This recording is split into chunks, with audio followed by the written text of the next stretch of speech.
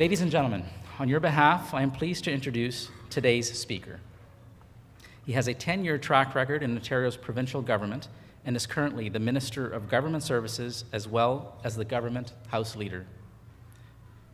American leader Thomas Jefferson once said, "Whenever the people are well informed, the people can be trusted with their own government." A new way in which the Ontario government is planning to inform the population is through its innovative initiative, Open Ontario. And that is what the Honourable John Milloy is here to talk about.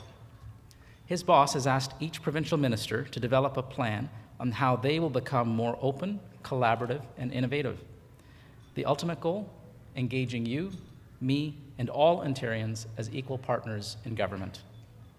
As head of government services, Mr. Milloy's ministry is charged with modernizing and improving frontline government services. In this regard, he is well positioned to explain Open Ontario's approach to using technology to enhance access to information.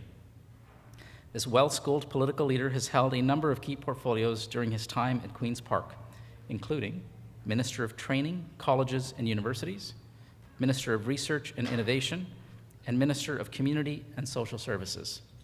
This history major has a BA from Carleton University, a master's degree from the London School of Economics, and a doctorate in modern history from Oxford. Before I relinquish the podium, I would like to encourage our live audience to take this opportunity to participate in the conversation by filling out the question cards at your table. Somebody will be around to collect them after you fill them out. And now I am pleased to turn the podium over to the Honourable Minister Milloy, who will tell us about Open Ontario. Minister, the Canadian Club of Toronto's podium, Canada's podium of record, is yours.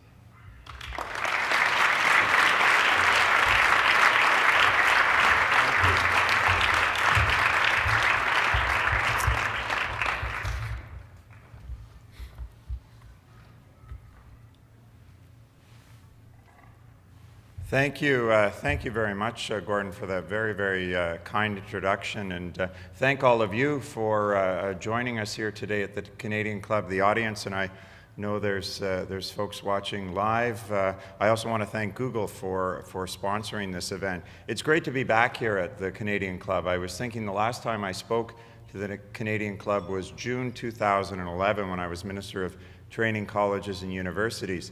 And the wild thing about that speech that day was that at the end of it, they actually gave me a DVD of the speech that I had just given. And I asked whether they still do that, and they said no, because now, as you heard, it's available on iTunes. So I stress all this as a bit of a public service announcement, not in case any of you are ever going to be speakers here or in fact want to see my speech, but in case any of you are married to anyone who gives a speech at the Canadian Club, don't make the same mistake my wife did last time I was here. I went home and she said, "Oh, I'm so sorry I missed it. It's too bad there's no way I could see it." So even I got a little bored by the 11th viewing of my speech to the Canadian Club, so wait till I tell her it's on iTunes. I'm here today to talk about open government and the initiative that, as was mentioned, was announced by Premier Wynne several months ago. And rather than start with a description of the policy, which is sort of the traditional way of doing these things, I thought I'd turn the question around and instead try to describe the challenge that this policy is trying to address through its implementation. And you know, when you talk about the challenge behind open government, it's really not that complicated. It's government. It's about a perceived lack of connection between the public on the one hand and government on the other. For far too many people, government is an us and them proposition. Government in their minds is that group of people at Queen's Park or on Parliament Hill or on City Hall that kind of run things, and if you press them a bit, they might cynically add, don't really run things that well. Government, they argue, doesn't particularly listen. It doesn't really seem interested in solving everyday problems, and it seems afraid of making tough decisions.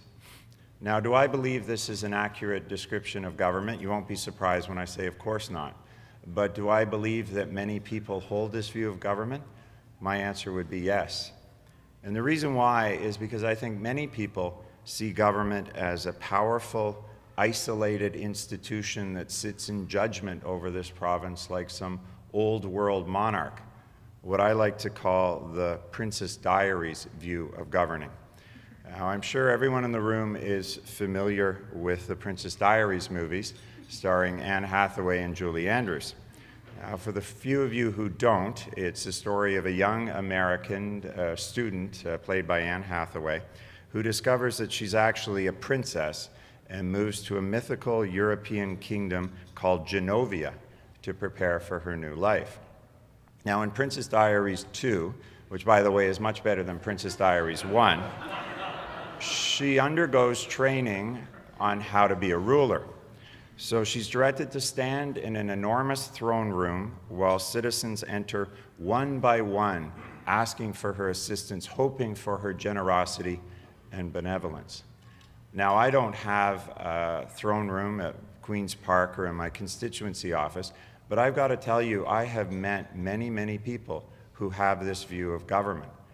Government is about the public coming cap in hand to ask for a favor, to ask for funding, and to hope for the best. And it's not surprising that people who hold this view of government,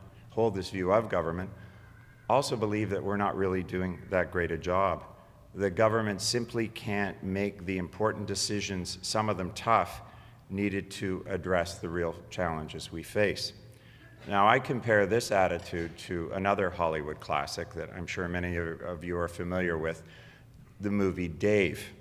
You may remember this Kevin Kline hit, everyone's nodding, where an ordinary guy who happens to be the spitting image of the President of the United States accidentally assumes the post.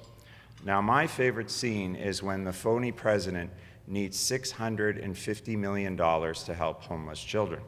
So he calls on his friend Murray Bloom, played by Charles Grodin. Everyone remembers the scene. And Murray's an accountant, and he comes over to the White House, and they spend a couple of hours going through the books of the United States of America, and of course they very easily find the $650 million, and the homeless kids are saved. Now, I know these are cheesy Hollywood films, but I believe they reflect an all too common view of government as this remote, separate institution that seems to have all the tools at hand. I mean, Charles Grodin could find $650 million, so they've got all the tools at hand to address these big issues, but for a variety of reasons, they fail to use them. What the critics triumphantly call a lack of leadership. Now, this is a simple description of government.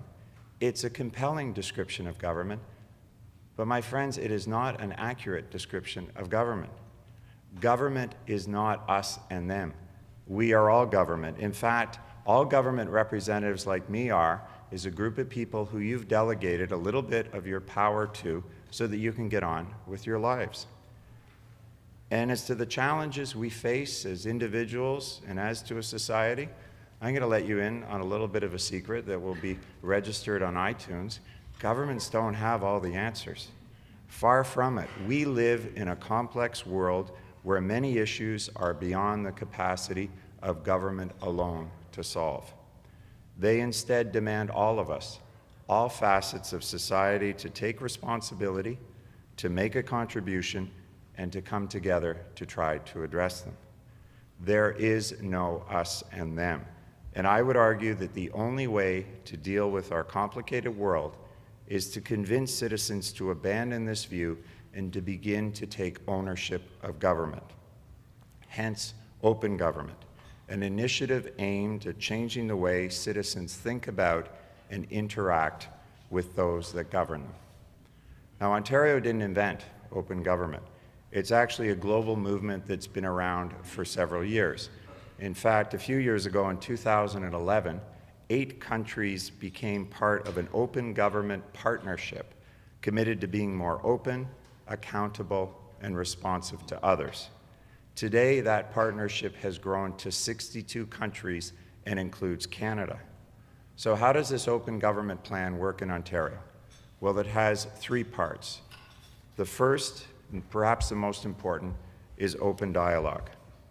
Open dialogue is about reaching out to Ontarians and giving them a greater voice in the policies we develop and in the programs and services that we deliver, and to do so in a meaningful way that recognizes that we all have a shared responsibility.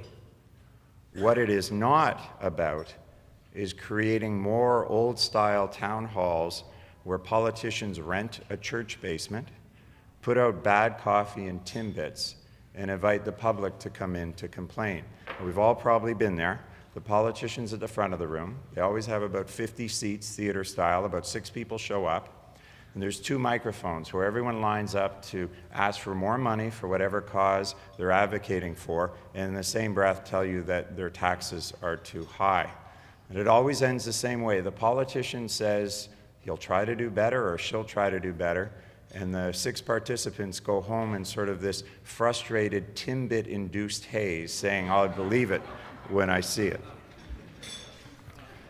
That's not citizens taking ownership of an issue, and it's certainly not government facilitating a productive discussion. We need to do things differently, but the good news is that it's already starting to happen, and let me just give you one very concrete example. Chances are everyone in this room is aware of the condo boom that's going on here in the city of Toronto and, in fact, throughout the province. You may also know that the existing Condo Act, written in a time when condominiums were not that prevalent, is in dire need of reform. So instead of calling a town hall meeting and inviting everyone to come in and complain and trying to figure out from there, the government did something different. We brought together a balanced cross-section of people from all the groups who have a stake in it, from condo owners and residents to developers to lawyers to people who are simply concerned with the amount of condo development that's going on in their community. We created a format where all concerned could bring their ideas to the table, listen to the views of other players, and talk about possible solutions. In other words, we invited the public to take ownership of this issue and work in partnership with the government to create an act that actually works. And of course, we want to take a similar approach to consultation when it comes to developing policies and strategies related to our open government initiative itself. One of the things the Premier announced along with the initiative was the formation of an open government engagement team. This is a team of experts who are out there talking to people across the province, face-to-face and online, to gather their thoughts and ideas on how we can make everything we do in government more open. Now, today I'm pleased to announce that our engagement team is growing. We will be gaining a new member who, in fact, everyone in this room knows and is present here today. I'm very pleased to announce that legendary Canadian broadcast journalist Don Newman will be joining the engagement team as its newest member. So welcome aboard, Don.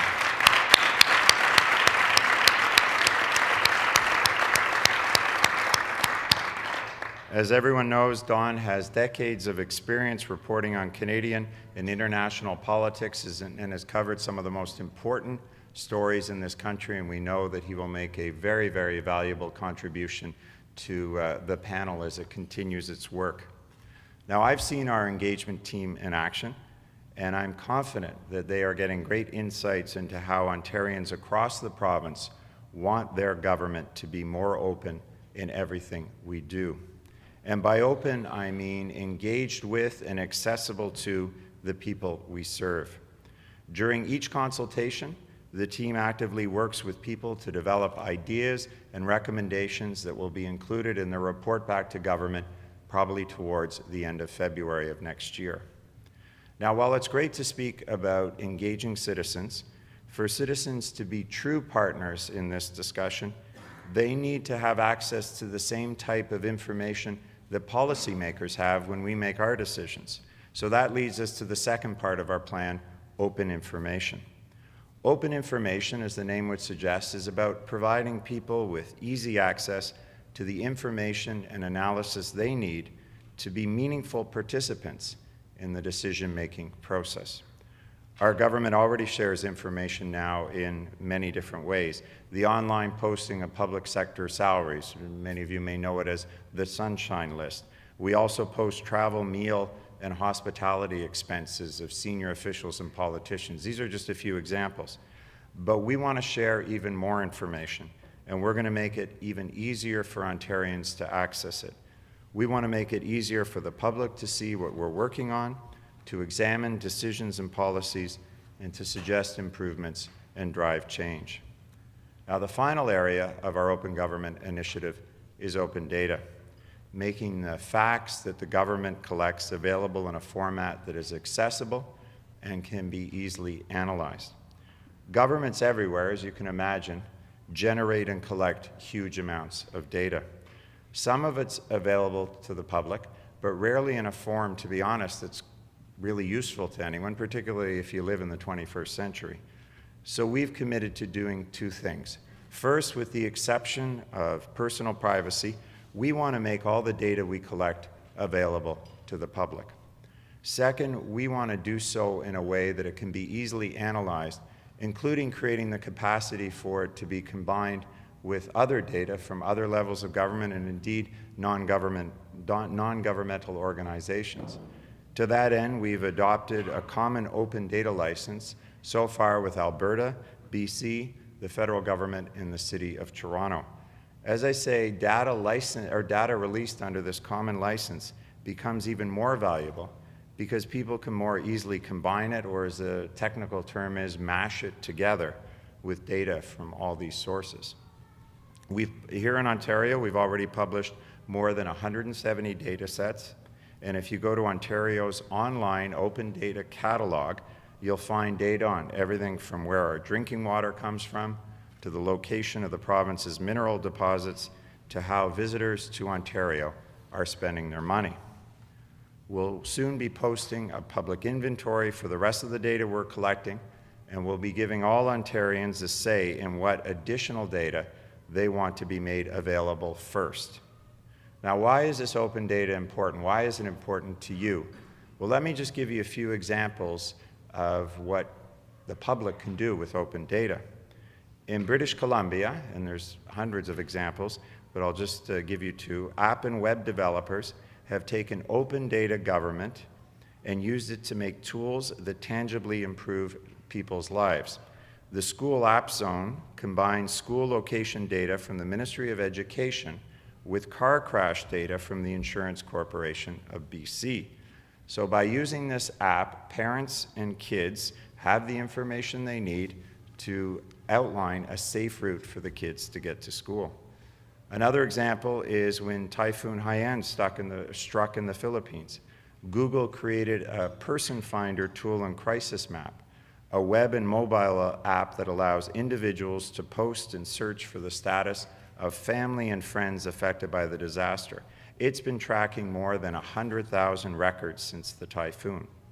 These maps have multiple layers of information drawn from a variety of open data sources, including the Philippine government and other institutions, as well as crowdsourced information. The crisis map gives people, first responders, and news organizations important up-to-date information about things like evacuation centers, hospitals and health facilities, and relief drop-off centers. Now, by tapping into this power of data, we can also spark economic growth. A new report put out by McKinsey estimates that open data can be leveraged to generate more than $3 trillion, that's with a T, that's a year, in key sectors of the global economy, including education, transportation, and electricity. Now, a good example of how open data can fuel investment, jobs, and growth is the use of geospatial data, which is estimated to have injected billions of dollars into the U.S. economy, making entirely new industries, and of course is responsible for the GPS systems that most of us have in our cars. That's why we, the Ontario government, we want to get data into the hands of innovative businesses and entrepreneurs here in Ontario, so they can use it to better understand their customers, to identify new market opportunities, and to produce new goods and services that will create jobs. So these are the three streams that make up our open government initiative in Ontario, and we're forging ahead with work on all fronts. I've already mentioned the data inventory that will be posted online for the public to vote on. and I've told you about the important work that our engagement team with our new member will be doing. We've also partnered with Mars to hold 2 idea camps, where we'll be engaging with the developer community to start brainstorming app and data visualization ideas and get a sense from them about what data they might be looking for so that they can forge ahead. The first one is happening today, actually, here in Toronto, and there'll be a second one in January in Waterloo. Then all of us, I'm sure, will be celebrating International Open Data Day on February the 22nd, only 79 more sleeps, and we'll certainly be reaching out to the high-tech community on that one. Open government is more than just an opportunity to reimagine government here in Ontario. It's an imperative. Overall, it means making a government that resonates with people, where the democratic process is truly meaningful. It means creating the transparent, accessible government that the people of Ontario deserve, and it means strengthening their trust and confidence in the government that serves them. In short, it means doing government differently. Thank you very much.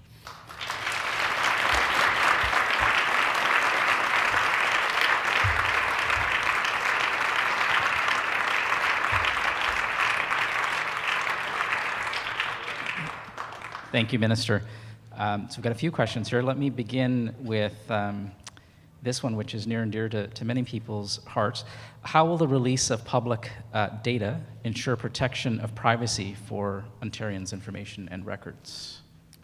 And that of course, is paramount. And I stress that when we talk about open data, the first watchword has to be protecting personal information. But it is amazing the amount of data that is collected by the province of Ontario, which is either in a generic form if we're talking about individuals, or goes beyond. I mentioned geospatial. I was on the website the other day. We have location of beaver dams across the province. We've got everything. I mean, we literally collect thousands and thousands, but obviously we work very closely with the Information and Privacy Commissioner, and we want to make sure that people's privacy is very much protected and is a major concern for us. This is a very close question. Will any government records not be accessible from the open government process? For example, police records? Yeah, I mean, we're in the process of putting together what data is available, and one of the decision points is whether we should even post, because we would never let certain data be available, posted. We can reference it, but obviously your individual health data is never going to be allowed out. Things like police records, anything that identifies an individual, we're not going to release. But I've got to tell you, and as I was speaking, I think there are some app developers here in the room. You know there's gold out there, and a lot of information that has nothing to do with identifying individuals, but looking at trends, looking at sort of an overall look of what the province is. There's lots and lots of opportunities. I mean, I gave the one about car crashes and where schools are. So here's a hard-hitting one. All right. Is it about the Princess Diaries? No, it is not about the Princess Diaries. Someone like one better than two? So this one says, when the Premier was sworn in, she said Ontario would be the most open and transparent government in Canada. Is the Open Government Initiative part of that commitment, or an attempt to deflect from other issues we read in the news? Well, I mean, yes, it's very much part of that commitment to be the most open and transparent government. In terms of deflecting from other issues, I mean, there's sort of a two-part answer. The first part is we didn't come up with open government. Open government is an international movement. And in fact, you know, again, to let you all in on a little secret that you can watch on iTunes, Ontario is in fact lagging behind other jurisdictions.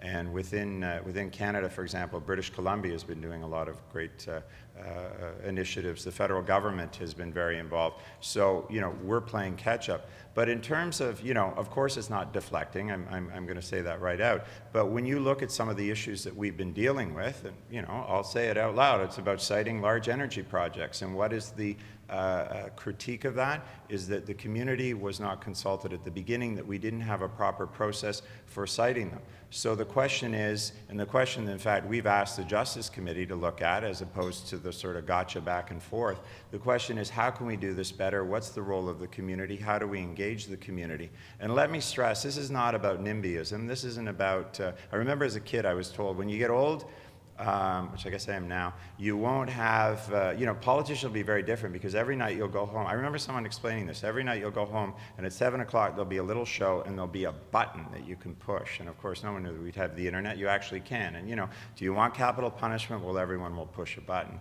And I guess 1 week we'll have it, 1 week we won't. But we're talking about engagement. We're not talking about that. We're not talking about going out and polling people. We're talking about engaging people on tough decisions. Energy siting, where do you site a large energy project? That's a tough decision. We need to engage the community. We need to engage all the stakeholders and come to an agreement that people can live with. That's one of the weaknesses that we had that led to the two that have been such topics of conversation, and that's what we're asking for advice on, is how do you engage people? How do you do this in a partnership type of way? But I stress, not simply, well, let's all take a poll and everyone can press a button. One last question. These are two questions which I will lump together. My answers are too long. No, not at all. So this one says, there have been expert teams and panels before. So can you talk a little bit about how the members of the Open Government Engagement Team were selected in this case and what makes this team so special? Sure. I mean, we reached out to get leading experts in a variety of areas, the three that I've outlined.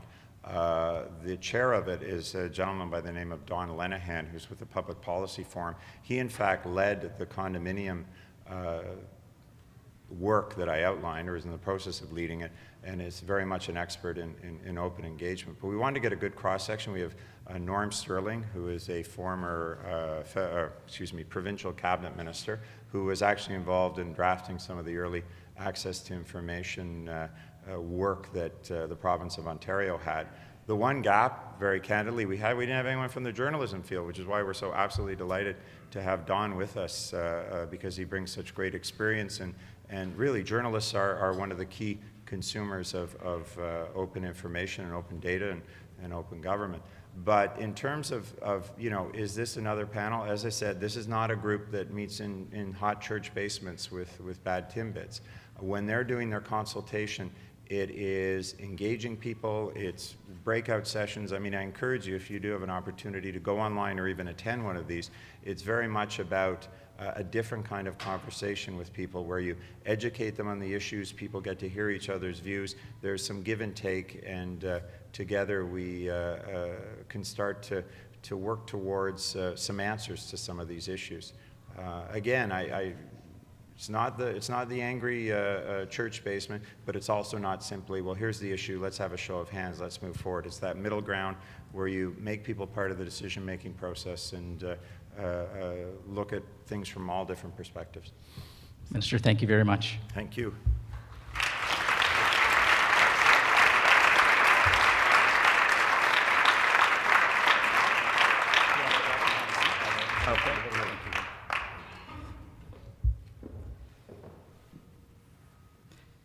Thank you, Minister Milloy, for taking the time to answer our questions and for engaging us with your government's exciting new initiative.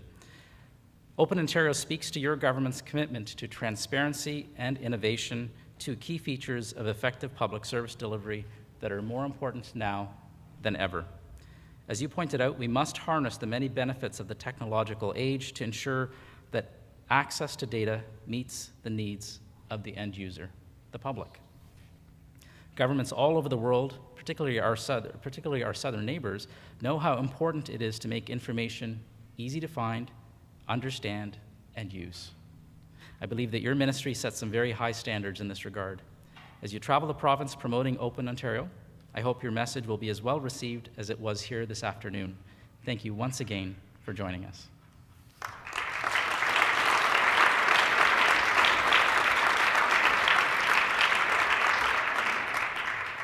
We'd also like to express sincere thanks to today's event sponsors, Google Canada. Thank you for making this event possible.